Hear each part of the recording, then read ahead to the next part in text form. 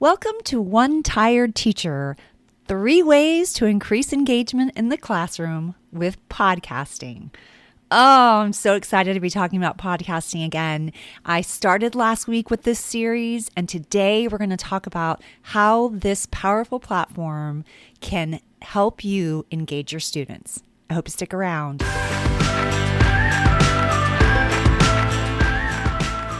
Welcome to One Tired Teacher. And even though she may need a nap, this teacher is ready to wake up and speak her truth about the trials and treasures of teaching. Here she is, wide awake. Wait, she's not asleep right now, is she? She is awake, right? Okay. From Trina Debery Teaching and Learning, your host, Trina Debery. Hey! So we're talking about podcasting, and we're going to be doing that for the next couple of weeks. We're doing a little bit of a series on podcasting. I really think it is such a game changer, and I really hope that you're going to enjoy this as much as I am talking about it. I'd also love to hear from you. I'd love to hear your thoughts on trying podcasts in your classroom or even on getting your kids to create podcasts in the classroom. I have a group, One Tired Teacher, that on Facebook that you can join, and we can talk about these kinds of things in that group. I have another group too, Makerspace Learning and Thinking with Trina Debery, and that is a place that we talk about things like podcasting and makerspace and engaging kinds of activities that we can do with our students. So you are free to join that as well. I'm excited. So I want to hear from you. I want to hear your voice. I want to know what you've tried, what you've done, what's been successful, what's worked for you. And I'm going to share with you some tips and tricks and strategies. And it's just going to be over the next couple of weeks. I really hope that you stay tuned. And also, if you are enjoying this, make sure you subscribe to the podcast so that you're not missing a thing, because we've got some important things to cover. So for now, I want to get started on what we're talking about today. As a quick reminder, I want to remind you that last week on episode 61, we talked about 3 powerful reasons why teachers should be podcasting. So if you are behind and didn't hear that one, you're definitely going to want to check that out, and then come back and check out this one. You don't have to listen to them in order. It doesn't really matter.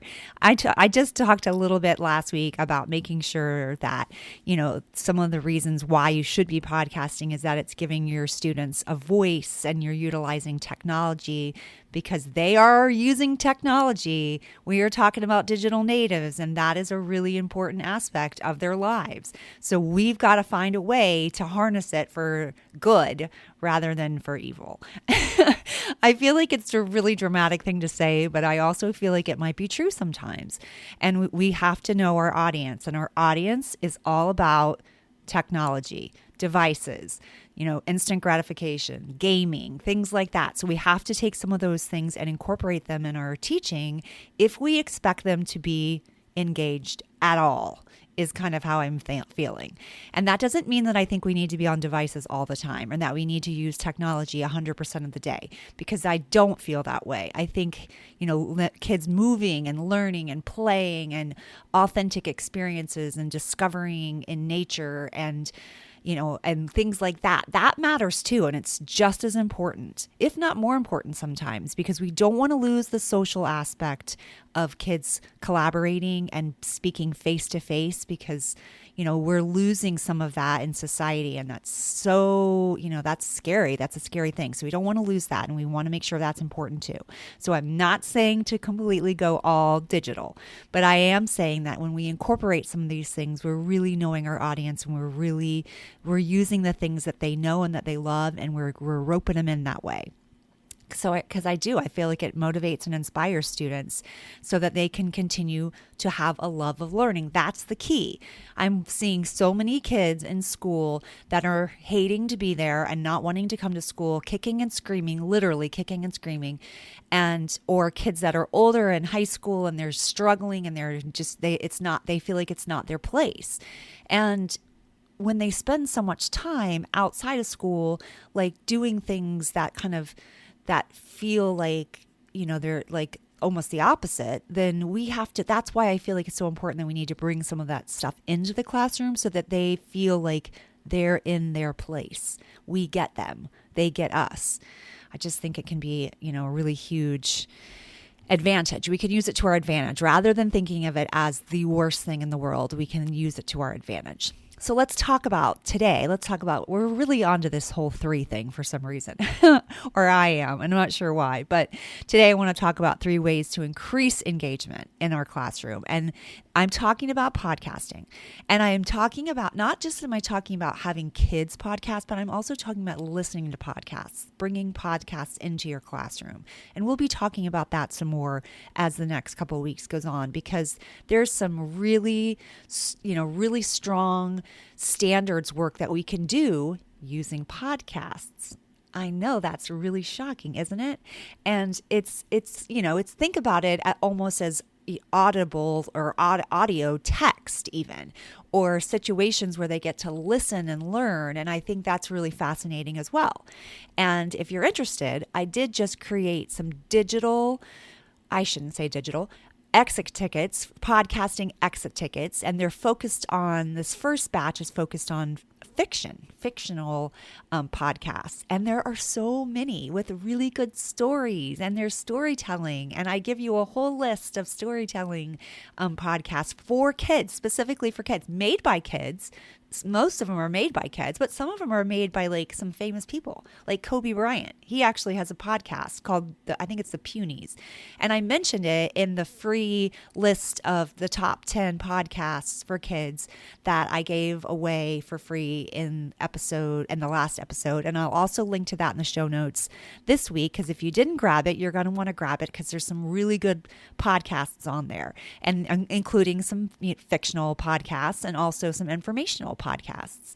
But in the podcasting exit ticket pack that I've created that you can grab, that's in my store, for sale in my store on TPT, you can grab it, and it's based on all the literature reading standards. It's geared mainly to 2nd grade. It's based on the 2nd grade standards, but you can, I'm sure, use it in many different grade levels. But it's really good ways of capturing knowledge in a standard based on the podcast episode. So it's so much fun, and you're teaching and you're learning at the same time, and that's the beauty of it. So I hope that you will check that out. It's podcasting exit tickets for fiction. So it is in my store. I'll link to that as well. So let's get on with it. So the first way to increase engagement is podcasting, or how it increases engagement, I should say, is podcasting creates a situational interest. I think that's so interesting, because as you really begin to build podcasting into your classroom community, you can see that it can be used for so many different objectives. Like I just said, to cover those literature standards in reading, asking kids how characters overcome obstacles. You can do that using a podcast episode. What is the main idea or the main theme of the story? Using the podcast episode. You're still covering content. You're still covering standards, but you're using a different medium, which I think is really cool. You may utilize podcasting as a way for students to report on something. I think that's another really cool thing to do, and that they have learned. So instead of having them actually have to do like written research, you're giving them an opportunity to present information in a different way, which I think is really awesome, especially for kids who struggle to get some of their words into writing. This can give them an alternative assessment option, which I think is, can be a really cool thing. And you're sharing it globally, which makes it even more exciting, because kids can learn from other kids all over the world. Podcasting gives students the opportunity to use different formats to share what they know. I love that part. You may also choose to use podcasting as a way in which to tell stories. And I think that is really cool too. Like maybe, for example, you want kids to do like a weekly newsletter or weekly happenings in your classroom, and you're sharing that with your parents. I mean, talk about being engaged. Your kids are getting to share what they're learning and what they're doing in their classroom with their own parents. It makes them think about who they're speaking to or whom they're speaking to. Like it makes them think about their audience. And we have to do that when we're writing. So why not let them get a feel for that in their speaking? I mean, I think that can be really amazing. And kids are excited to share those kind of things. And that takes something off of your plate. And also, I think it would be fun to like maybe even spotlight a success or a challenge that a student might have had for the week. I think that would be really cool. The choices really are endless. According to Dr. Marzano, author of The Highly Engaged Classroom, situational interest increases the likelihood of engaging students to the learning content. If questioning is considered a catalyst for situational interest, why not use podcasting as the medium for which to answer the question? Pretty cool, huh? So this is what Marzano says. Specifically, it makes intuitive sense that when a student is answering a question, his or her working memory is fully attentive to the task at hand. Students' attention to questions is most likely due to the fact that a question, by definition, presents missing information. To this extent, questions are like games. Indeed, many games rely on questions in the context of the classroom. Questions can generate mild pressure that helps stimulate attention. So what if you were, asking a question? I had to do that. It was driving me crazy. What if you were asking your students a question and they were responding to that question with like informational podcasts? Or what if they were creating the podcast episode and explaining and sharing the answer to the question you presented? So powerful, so engaging. Kids are super engaged when they get a chance to speak up and speak out and use their voice. I think it's really important. All right, number 2, a second way that we can really increase that engagement with podcasts is encompassing an acceptance for all students. That's what podcasts can do. They encompass this acceptance for every one of our students. So kids that sometimes feel like they don't have access to information because it's too difficult for them to read, or they don't have access to being able to produce the written explanation of something, and they have the ideas in their brain, they have the thinking in their mind, but they feel like they can't get it down on paper because it's so difficult for them, because they struggle. Maybe they have a learning disability, maybe it's just too hard yet. But they can talk to you about it. They can share it.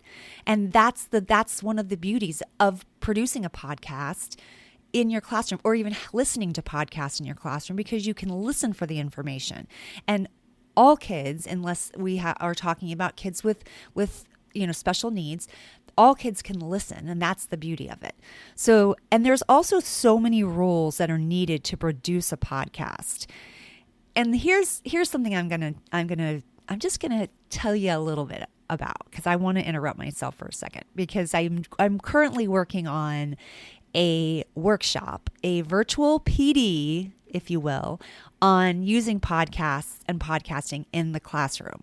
And one of the things that I was just creating just a couple days ago were roles that you could play as a little production company in your classroom, the roles that they could play for, to create the podcast. So I was creating the roles and the role cards and explaining those.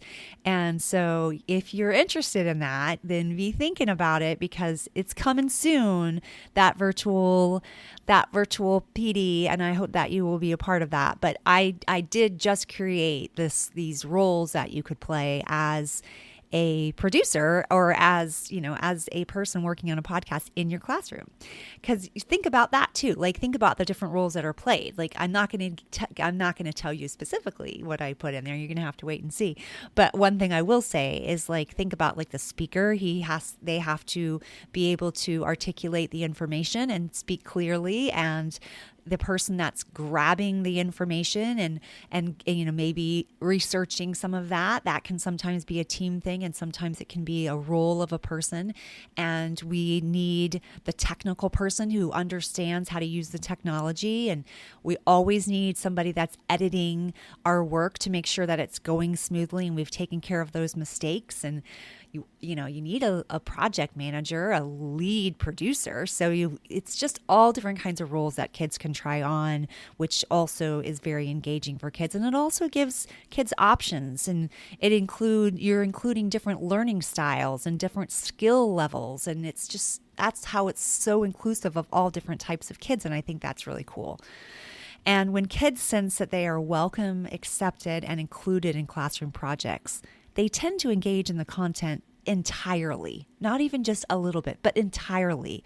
Those components need to be there for them. They need to feel like they are accepted and they're welcome, and that what they have to do and offer is just as important. So it is vital to set up podcasting teams that include all students. And this is another opportunity for students to learn how to function within a team. And in this case, it's like face-to-face communication. Again, it's like teaching them real world skills, setting them up for when they do go off into the world and they have to function in a job working with others. So it's a life skill for sure. And then the third way that I feel like it really is a powerful engagement tool using podcasts is it provides choice. Listen to what the research says about that. Marzano talks a little bit about that as well.